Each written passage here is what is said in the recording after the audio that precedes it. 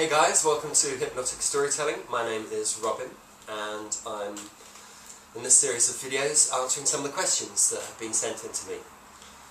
So I've got a question here from William. William asks, are there a few fundamental elements that you can include in every hypnotic storytelling scenario to make it effective every time? There's a few similar questions. Raymond asks, "What's your how do you make your story spellbinding and relevant for the purpose which the story is told?" Stephen asks, "How do you make stories more exciting and compelling for your audience?" So I'm going to try and answer those together.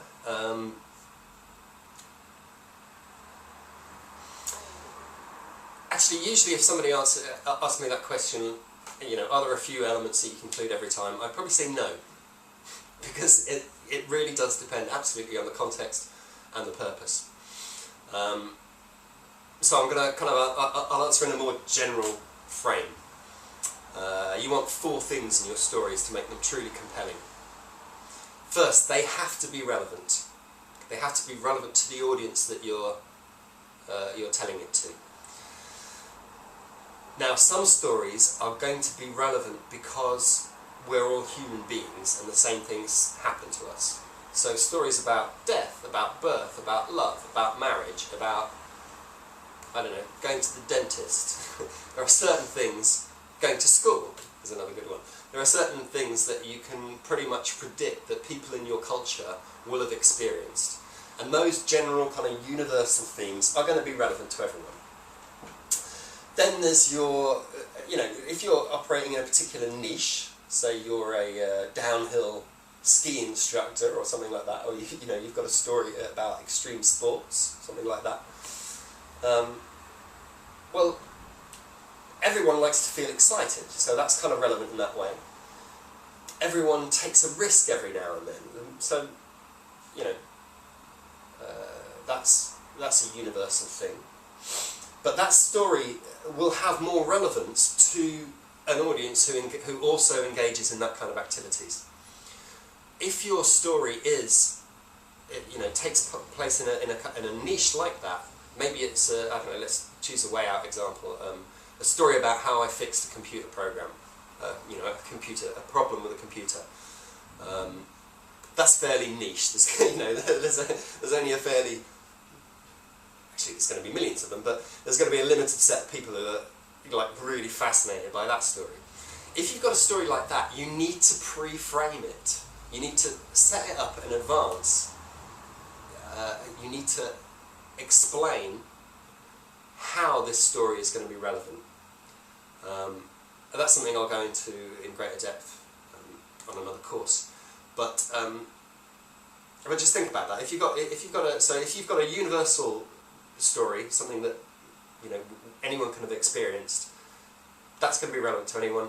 If it's a bit more niche, you need to pre-frame it so people understand how it's relevant to them.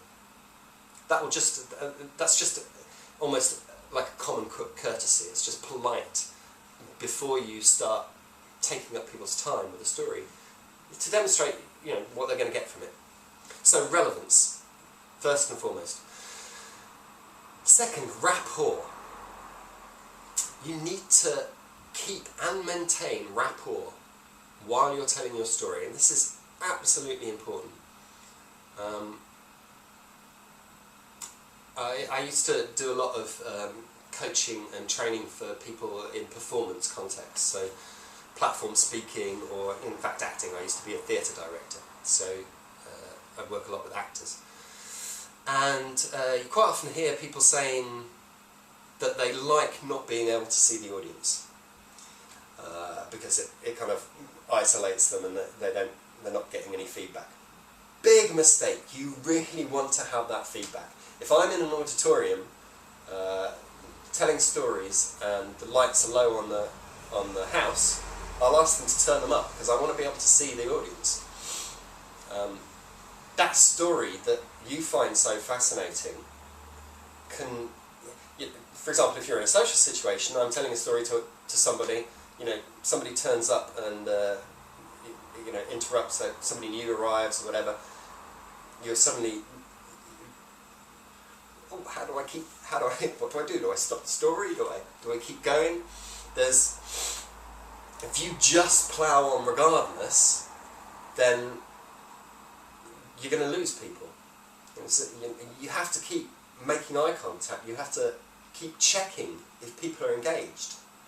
I went and did an open mic at a pub last night, and the first thing I did when I got up on stage was I said, "Can you hear me?" Now, obviously, I want to know whether they can hear me at the back, but actually, I'm asking the question because I want a response from them. I want to train my audience that they can respond. I'm asking for feedback. Can you hear me? Yes. My second question, have any of you been in love? It was relevant to the particular story I was going to tell. Has anyone been in love? Yes, of course they are. I'm asking an obvious open question. I want them to feed back. I'm establishing relevance, but I'm keeping rapport by keeping that engagement with the audience. And there's lots of ways that you can do that, but fundamentally important. So we've got rapport, we've got relevance. The third thing that I think you need for really compelling stories is jeopardy. And by that I mean, what is there to lose? What's there to lose in this situation?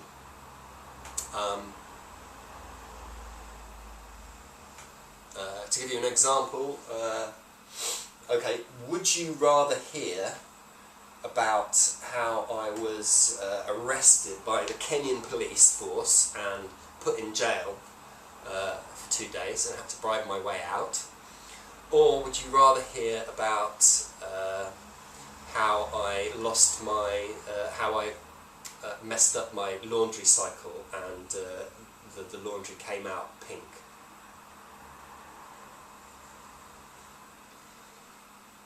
Hen, which would you rather hear? Depends how funny the pink washing story is. Fair dues. But otherwise, yeah. Otherwise, Kenyan. the Kenyan, Arrest. it's like, okay, there's more to lose. You know, you're thinking, arrest, public humiliation. There's more to lose there. If it's a life or death situation, you know, if I'm telling a story and I'm clinging to the side of a cliff, looking down below at the waves crashing against the rocks, and my fingers are slipping. There's jeopardy. There's a lot to lose in that situation, and that's how you build engagement. That's why the films that we watch are always about the end of the world or somebody getting murdered, or you know, it's because of that element of jeopardy. When there's a lot to lose, we invest more, and we want to see the protagonist in that story win. So relevance, rapport, jeopardy. The fourth thing that you need to have is passion.